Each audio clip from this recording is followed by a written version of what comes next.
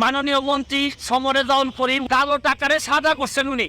তাও মন্ত্রী হওয়ার আগে 10 তলা একটা বাড়ি আছে ওনার, যেটার নির্মাণ ব্যয় হয়েছে 15 কোটি টাকা। তোপখানা রোডে 2টি অফিস স্পেস, তারপর হচ্ছে গিয়ে জমি হচ্ছে গিয়ে অনেক অসংখ্য জমির মালিক।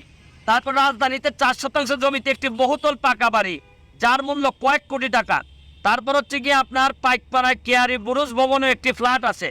পিরোজপুরে আছে ওনার নাজিরপুরা আশেপাশের এলাকায় কোটি টাকার জমি ক্রয় করেছেন সমরেজাউল করিম। এটা আমার সমস্যাটা যে জায়গায় হয়েছে, এত জায়গা থাকার পরও, সম্পদ থাকার পরও, ঢাকা শহরে এরকম 2-3টা বাড়ি থাকার পরও উনি মন্ত্রী হওয়ার 1 মাস 2 দিনের মধ্যে আবার রাজুক থেকে প্লট বরাদ্দ নিছেন।